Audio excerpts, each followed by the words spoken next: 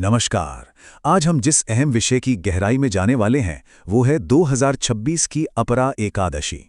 इसके सटीक समय, नियम और अनुष्ठानों को लेकर अक्सर कई भ्रांतियां रहती हैं, जिन्हें आज हम बिल्कुल स्पष्ट करने वाले हैं ताकि व्रत से जुड़ी हर जानकारी व्यवस्थित तरीके से समझ में आ सके।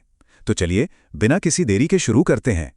जरा इस विचार पर गौर कीजिए, एकादशी का व्रत सिर्फ भोजन छोड़ने या एक शारीरिक उपवास तक सीमित नहीं है। इसे सर्वोत्तम व्रतों में गिना जाता है, जो न सिर्फ इसी जीवन में सांसारिक सुख प्रदान करता है, बल्कि अंततः विष्णु लोक की प्राप्ति का मार्ग भी खोलता है। गृहस्थ जीवन में यह एक बेहद शक्तिशाली और गहरा संकल्प है। आज की इस चर्चा को हमने मुख्य रूप से 4 हिस्सों में बांटा है। सबसे पहले इसका महत्व समझेंगे, फिर 2026 की सटीक तिथियां, इसके बाद व्रत के नियम और अंत में पारण का सही समय और विधि। तो आइए सबसे पहले इस व्रत के गहरे आध्यात्मिक महत्व पर नजर डालते हैं। क्या आप जानते हैं कि अपरा एकादशी को अचला एकादशी भी कहा जाता है?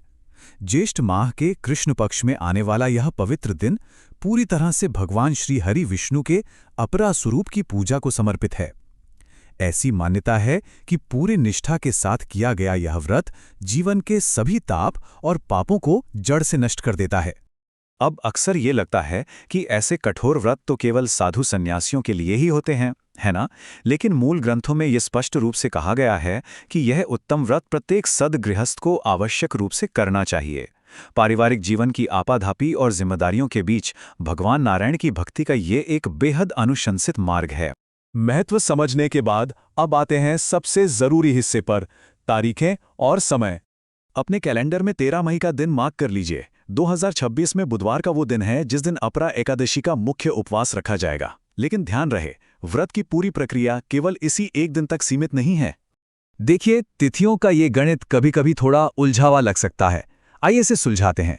असल में एकादशी तिथि 12 मई की दोपहर 2:52 पर ही शुरू हो जाएगी, लेकिन हमारा मुख्य उपवास 13 मई को पूरे दिन रहेगा, भले ही तिथि 13 मई को दोपहर 1:29 पर ही समाप्त हो रही हो।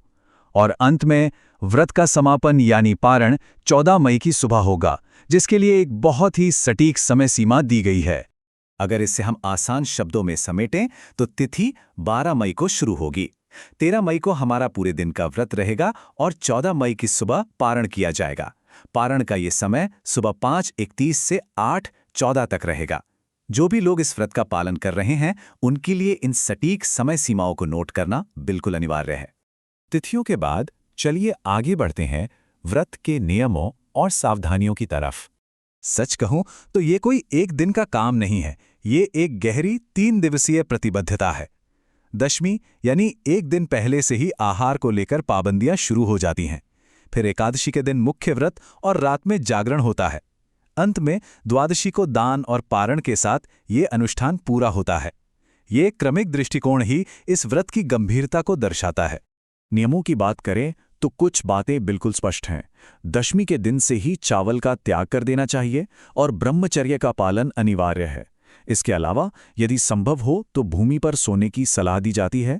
एकादशी की रात को जागरण और हरि नाम संकीर्तन करना आध्यात्मिक उन्नति के लिए किसी रामबाण से कम नहीं माना गया है।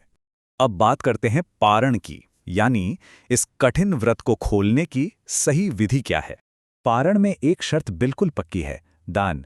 अपनी क्षमता के अनुसार ब्राह्मणों और जरूरतमंदों को दान दक्षिणा देना सबसे पहली और अनिवार्य शर्त है। ऐसा माना जाता है कि बिना दान पुण्य किए व्रत खोलने की प्रक्रिया अधूरी ही रह जाती है।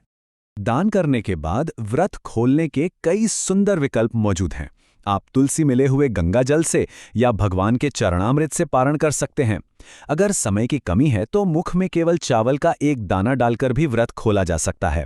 इसके अलावा भगवान को खिचड़ी का भोग लगाकर उसी प्रसाद से व्रत का पारण करना एक बेहद प्रचलित और सरल विधि है। लेकिन यहाँ एक बात गांठ बांध लेनी है, 14 मई को पारण सुबह 5:31 से 8:14 के मध्य ही होना चाहिए। आप जो भी विधि अपनाएं उसे इसी विंडो के भीतर पूरा करना है। इस विशिष्ट समय सीमा को चूकने से पूरा अनुष्ठान खंडित हो सकता है, इसलिए इस समय का कड़ाई से पालन होना चाहिए। तो अंत में एक बड़ा सवाल जो हमें सोचने पर मजबूर करता है, क्या वाकई पूरी निष्ठा से किया गया सिर्फ एक व्रत हमारे सभी सांसारिक पापों को मिटाकर हमें अंतिम मुक्ति की ओर ले जा सकता है? इसका उत्तर आपके अपने अनुशासन और श्रद्धा में छिपा है। इस गहरे और विचारोत्तेजक प्रश्न के साथ हम आज की इस चर्चा को यहीं विराम देते हैं। जुड़े रहने के लिए बहुत बहुत धन्यवाद।